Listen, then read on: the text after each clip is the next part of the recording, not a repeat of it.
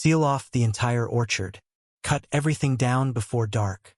That was the first thing I heard after the deer jumped the fence. A voice, cold as steel, slicing through the afternoon sun, while I was still wiping blood from my hands with Grandpa's old shop towel. I looked up, and there she was, Veronica Sterling, standing in my family's orchard like she'd just conquered a small country. Purple clipboard gleaming, tight skirt, blood-red lipstick. She looked less like a neighbor and more like a corporate flag planted in enemy territory. But here's the twist: sometimes the person who thinks they're in charge, well, let's just say they haven't read the last page yet. I didn't even flinch, just fished my phone out of my pocket. "Hello, I'm already on scene," I said, right into the speaker.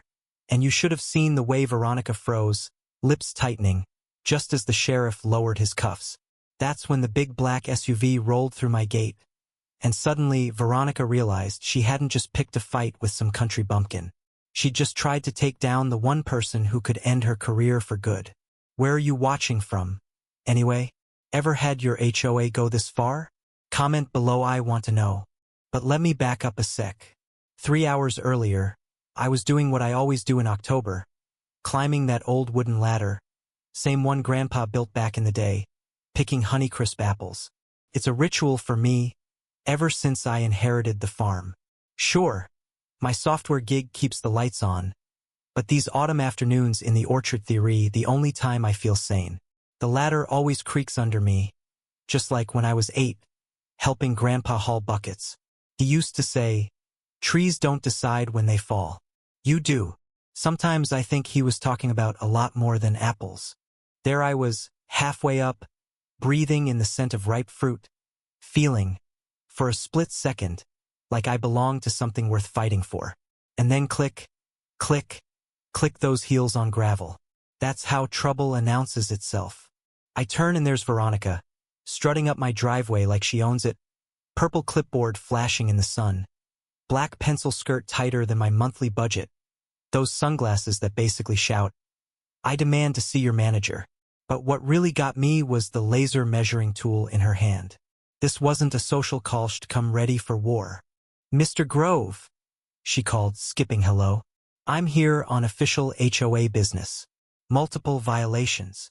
Her voice had that practiced ring like someone who's been bossing people around so long, she's forgotten how to ask. I climbed down slow, just to buy a little time, but she was already stalking around, pointing her laser at my apple trees, scribbling furious notes. You'd think she was marking targets at a firing range. Apple tree number 47, 15.7 feet from the eastern fence line. Violation of Section 12A, subsection 4.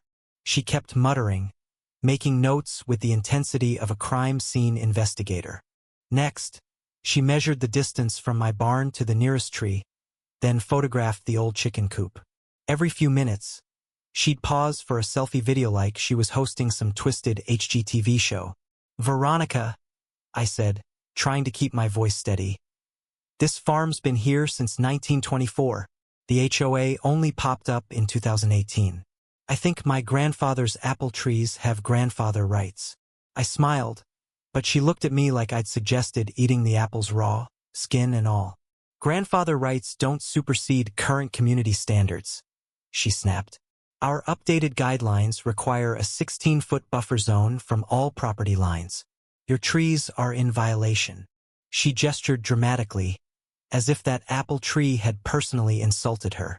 While she kept going, I started digging through Grandpa's old toolbox on the porch, looking for the property survey. Instead, I found a yellowed envelope from the State Historical Society dated 1987. "Heritage application pending." It said in bold, and underneath, Grandpa's tidy handwriting. "Grove Apple Farm, EST 1924. Application for historic landmark designation submitted." My heart skipped. I'd never known Grandpa tried to get the place protected. "Mr. Grove, I trust you're paying attention," Veronica called, now measuring tree heights. "Any tree over 25 feet requires a special permit. You're in violation." She pulled out a pre-printed contract. "I've secured a generous offer from Stackrise Development. $50,000. Cash. Closing in 30 days. The contract crackled as she snapped it open. I laughed. You're kidding. This place is worth $2 million easy. She didn't blink. Progress waits for no one, Mr. Grove. This community deserves better than whatever this is supposed to be. Her words stung more than I care to admit. This orchard wasn't just a plot of land, it was a century of my family's sweat, pride, and stubbornness. She gave me 48 hours to decide. If I didn't cooperate, she'd pursue other options. The threat hung in the air. She turned and left, BMW tires spitting gravel as she went. And that's when I realized this wasn't about property values. Veronica had just declared war on my family's legacy. That night, the community center buzzed like a hornet's nest. Veronica had called an emergency HOA meeting. She stood at the front in a navy blazer, purple clipboard on display, photos of my apple trees blown up behind her, red circles drawn around every violation. We're not just talking about property values, she said, voice ringing out. We're talking about the soul of our community. Half the room nodded along. I found a seat next to Tom from the hardware store. If you'll allow, I said, rising, Section 42C of your own guidelines, properties with historic designation are exempt from distance restrictions. I held up the 1987 letter. Before Veronica could cut me off, Mrs. Eleanor Hartwell, 82, tough as nails, stood up. I've been eating Grove apples for 40 years, she declared. These trees fed my kids, my grandkids fed this whole place before most of you were born. If you think a developer is more important than what makes Willowbrook special, you've lost your minds. There was a murmur, old-timers shifting in their seats. Veronica plastered on a smile. Nostalgia can cloud judgment, she replied. But we can't let sentimentality block progress. Then Brad, a 30-something accountant, chimed in. Veronica's right. Agriculture zoning here tanks property values. I've seen the spreadsheets. Even Jennifer, the local real estate agent, jumped in. If we redevelop, everyone wins: custom homes, higher taxes, a modern neighborhood. As they argued, I caught a weird look in Veronica's eyes, something between disgust and fear, like she was wrestling old ghosts. The meeting turned chaotic. Lines drawn, sides taken, old neighbors suddenly at odds. Back home, I called my mom. What if I can't protect it? I whispered. She reassured me, but I could hear the worry in her voice. As I hung up, I kept thinking Veronica isn't just after my farm. She's hiding something. Sunrise brought trouble. Sheriff Butch Hawkins rolled up, looking sick about it. Veronica was right behind, clipboard in hand, envelope of documents under her arm. Morning, Mason, Butch said, barely meeting my eyes. Court order: cease all operations pending HOA violations. The words sounded alien from his mouth. Veronica rattled off a list: 47 violations. Illegal zoning, non-compliant structures, noise, debris, improper drainage, unauthorized livestock. The kicker? Water table contamination. That stung. Grandpa's been organic since before Whole Foods was a thing. Veronica whipped out a sound meter, pointed at the chickens, declared them a public nuisance. She started measuring grass, counting apples, recording everything. Butch looked more and more uncomfortable, finally muttering. He cited for grass being the wrong color, for trees rustling in the wind. Even he couldn't hide his disbelief. But Veronica pressed on: tape measure snapping, calculations flying like NASA, if NASA ran on petty grievances. Then I saw it when Butch challenged her. Veronica whispered something, and his face drained of color. Blackmail. She had him in a corner. Sorry, Mason, he said, as he handed me more paperwork. I have to secure the property. Veronica packed up, smug as ever. But as she left, I clutched a little USB drive I'd found in Grandpa's toolbox. On it, a trove of audio files, Grandpa's voice, city council recordings, and one, in particular, stood out: a young girl thanking Grandpa for saving her life and vowing to protect his farm forever. Patricia Wells, age 9, future governor. I listened, realization dawning. Then came Sarah Martinez, local reporter, eyes sharp, laptop open before she even sat down. I've been tracking these HOAs, she said, flipping through a spreadsheet. 12 properties, 3 counties, all snatched up by stack rise after bogus violations. Veronica gets paid every time one sells. She had proof bank transfers, contracts, the whole ugly story. She wasn't a neighbor protecting values, she was a paid saboteur. I played Sarah the USB recording. Her eyes went wide. "This is huge," she whispered. "You've got the governor on record. A corruption scheme, this is a bombshell." That night we worked, connecting every dot. Each case, the same pattern: target, isolate, pressure, steal. And through it all, my grandfather's voice, a guide, a warning.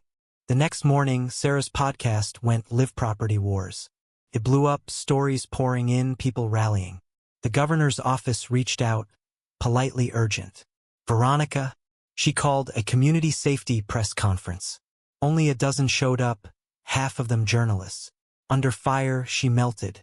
When confronted with the evidence, her face went pale, hands shaking, voice cracking. The phone rang. It was the governor's office. "We've been following your case," they said. "The governor would like to discuss broader implications for agricultural preservation." Suddenly, my family's fight was a matter of state. Sarah invited me on her show. My voice trembled as I played that old recording. Patricia Wells, age 9, making a promise she'd soon have to honor. Within hours, our story was everywhere. Save Grove apples. Trending, statewide outrage, property owners telling their own stories. But the showdown wasn't over. The next morning, Veronica arrived with backup security, news vans, official seizure order. Her crew began setting up, chainsaws revving. "This is your last chance, Mr. Grove," she said for the cameras, orchestrating her victory. "That's when Butch found me. I was the other kid your grandpa pulled from Willow Creek with Patricia," he confessed, voice cracking. "Veronica blackmailed me over old debts. But I can't do this anymore." He moved to stall the order, finally standing on the right side of history. Suddenly, my phone rang. Governor Wells, live. I put her on speaker, played the recording of her 9-year-old self. Silence, then, "I'm en route. Some promises transcend politics." Veronica faltered, realizing her house of cards was coming down. An hour later, black SUVs rolled in. Governor Wells emerged, a force of nature, and in front of news crews and the whole community, signed the executive order. By executive order, Grove Apple Farm is now a protected historic landmark. Veronica's clipboard slipped from her hand. Sheriff Butch read her rights: arrested for conspiracy, fraud, abuse of trust. The same handcuffs she'd meant for me, now snapped around her own wrists. It was poetic. 3 days later, the community center met again. Mrs. Hartwell, interim president, called for a vote. Veronica, removed, 47-3. My family's farm, welcome for as long as we want it. Brad, Jennifer neighbors who'd turned against McCain to apologize.